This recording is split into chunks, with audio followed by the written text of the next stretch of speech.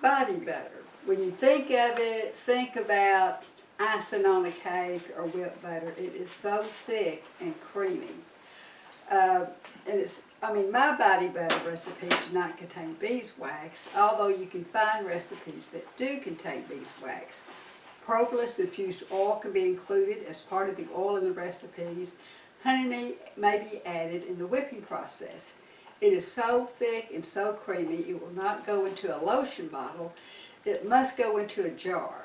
The body butter will melt as it touches your skin. It may be a little oily at first, but will absorb quickly and leave your skin gloriously soft. Most plant or nut butters used in body butter recipes are known for their deep, penetrating, moisturizing properties. Many, such as shea butter, are also known for their anti-wrinkle properties. Apply body butter very sparingly after you get out of the bath or shower while your body is still damped. Body butter ingredients are melted together, cooled, and then whipped to give them that soft, fluffy feeling. The cooling process is critical to the body butter whipping properly and staying whipped. If you do not whip the body butter, then you can just use it as a cream.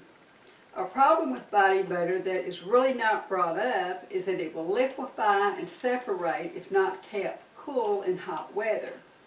This can be remelted, cooled, and then whipped again, which is okay for personal use, but can be a problem if you are selling these or giving away as gifts. Most body butter recipes has a ratio of 75% solid fat, which is the plant or nut butter, to 25% liquid fat, which is the oil. Coconut oil, so often used in body butter recipes, will liquefy when over 78 degrees Fahrenheit. Well, this is perfectly fine in cooler months, but it is a problem in the summertime. In the summertime, avoid using coconut oil as a solid fat in your formulas.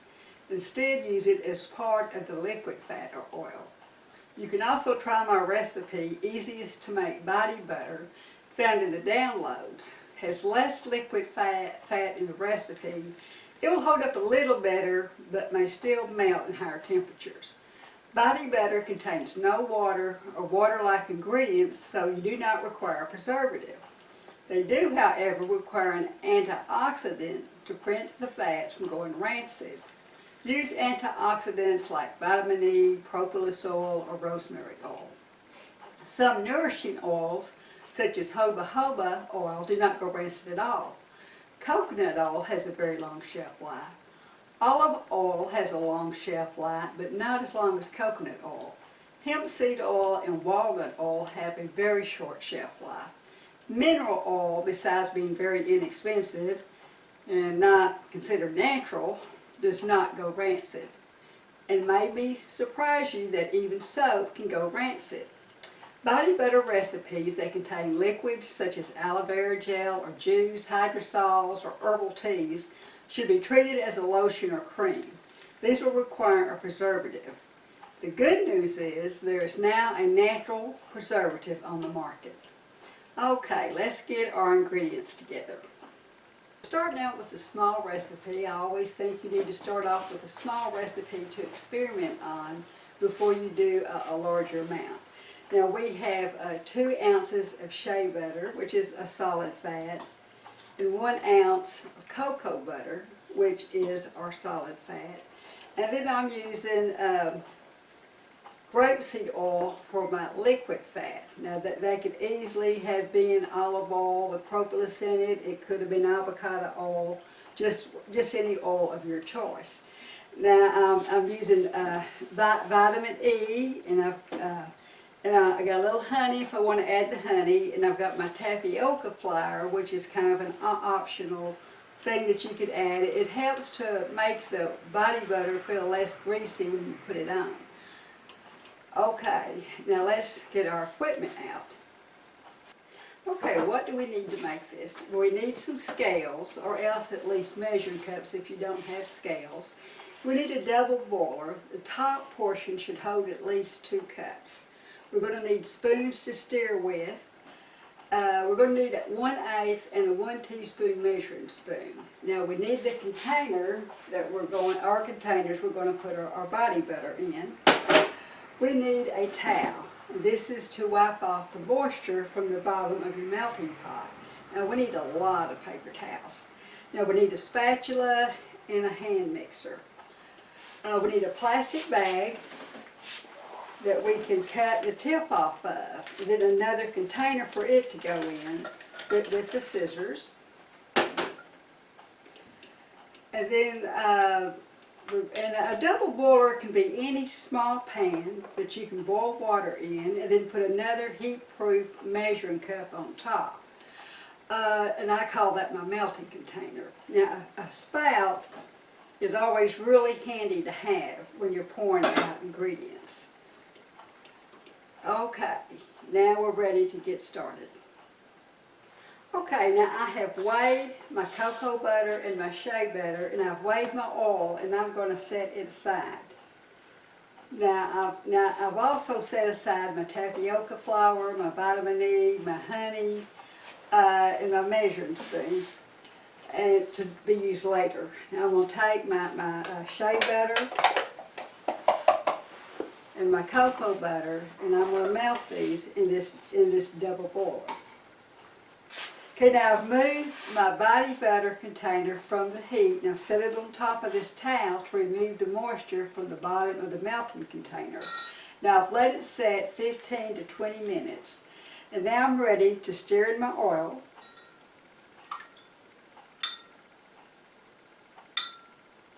And then I'm going to put in my vitamin E.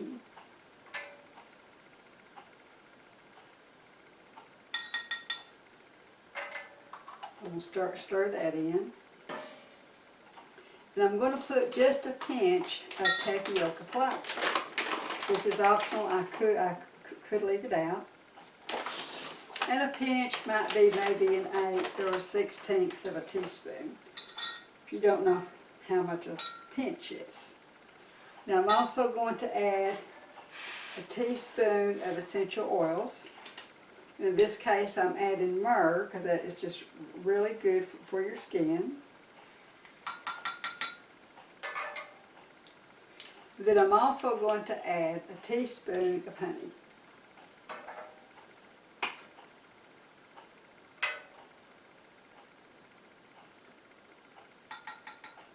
This is our honey that we extracted from our hives. And I'm going to stir this up, say maybe a good minute. Now one thing when you're using myrrh, sometimes it will give your oil a little brownish color. So this might not come out real white like some of the other body butters do. Now I'm going to go put this in the freezer for 30 minutes. Now, if I wanted to just put it in the refrigerator, I'd leave it in there for an hour, but I'm going to put this in the freezer to kind of hurry it along. And I'm going to keep an eye on it. I want it to get just starting to solidify. So just come on back when we get through doing that. Okay, I've taken this out of the freezer. You can tell where it is starting to solidify, but it's not solid. Now, I've used a spatula to go around it and scrape it off the sides and the edges and the bottom. And now I'm ready to whip it.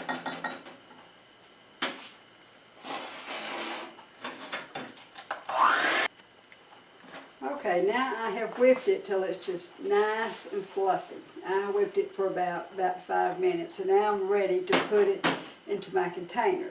Now, like I said before, of course you can just see how rich and thick it is. So I'm going to take, just like we do on the cooking shows, I'm going to take a little plastic bag, cut off the tip, put it in another bowl,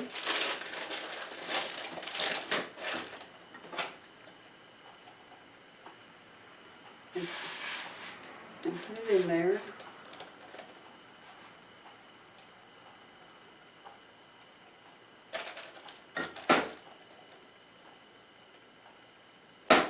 This is just like doing icing on a cake.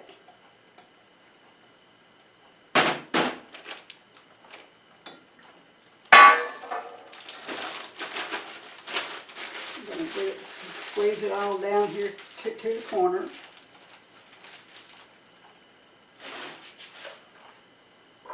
here I've got my cute little bow. I want to get it right down there on the bottom because it's real bad about showing air pockets, especially if you're using a clear container. I just have not found any pretty plastic containers. It's like my hole kind of split open, so it's coming out. You can see how creamy it is.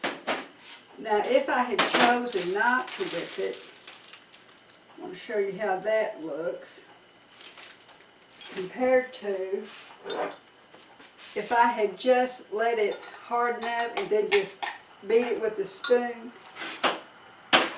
Now, you can see the difference, how that would just have been a cream. It's still thick. It's just not whipped like that is, but it still makes a real nice thick cream if you do not want to whip it. Okay, so I hope y'all are ready to get out and make some and make somebody better, to give for yourself or to give as friends. Thank you.